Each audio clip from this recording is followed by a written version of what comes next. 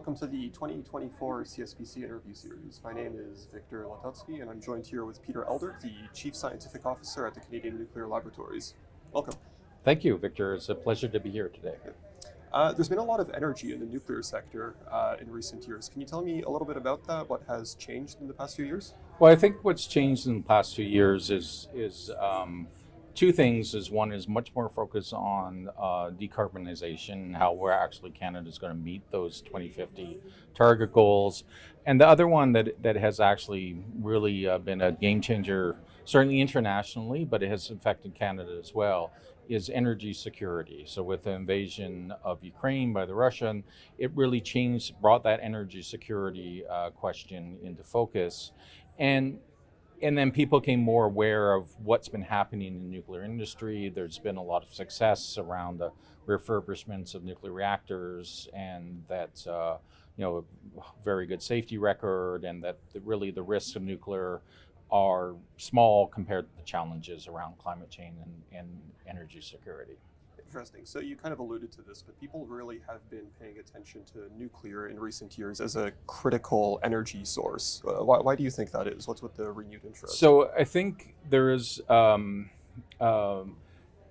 were more studies, and these were not coming from nuclear energy, so they're coming from the International Energy Agency and some other organizations who just look at the energy network largely, and really coming to the conclusion that you cannot reach net zero without nuclear. And partly because it's a technology that is here today, it can be successfully deployed, and it's a grid scale, base power. And it can work in conjunction with other renewable energies that are intermittent. So you need that combination of a base load plus intermittents for the system to work reliably. I see. I also wanted to talk about fusion for a little bit. It's re-entered the conversation in the past year, and with an energy that really hasn't been seen since site selection for the ITER. Could you tell me a little bit about that?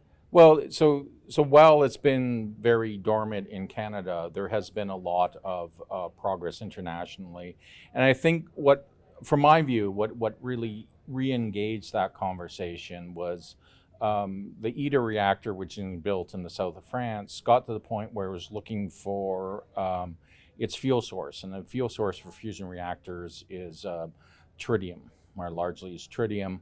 A lot of the world's supply, certainly in the peaceful use supply of tritium, is held by Canada. So that sort of re-engaged that conversation with the Canadian companies around, hey, the fuel's going to come from Canada, at least the initial fuel. And that sort of sparked some more interest into the fusion business.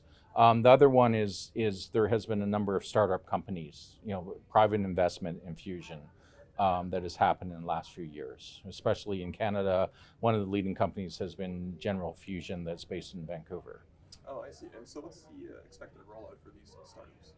So that is, it's a similar conversation we had with the small modular reactors, is that there are lots of ideas out there. I heard this morning there are about 40 different startup companies that are looking at fusion.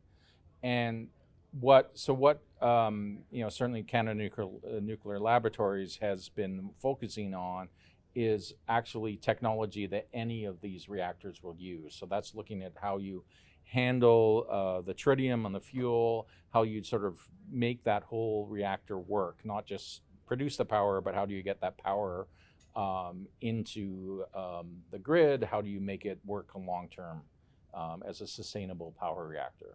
Interesting. So obviously there's a lot of momentum, whether it's in new large-scale builds and refurbishments, whether it's in the deployment of, as you said, the small modular reactors, even micro-modular reactors, and of course fusion as well. So there's a lot of excitement around this around the globe. Where would you say that Canada, and in particular the CNL, fits into the broader context of all of this? What would you say is our role in the future of nuclear energy?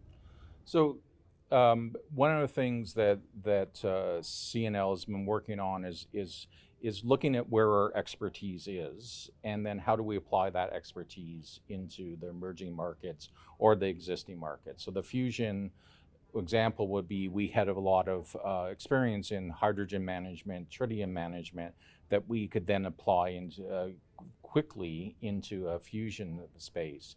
In terms of the other reactors, again, it's having the ability to do materials testing, to do code, computer code development, and make codes that could apply to a multiple range of reactors. So we haven't been picking winners and losers. It's just sort of setting the baseline science and technologies that's needed for any of these ones to go forward.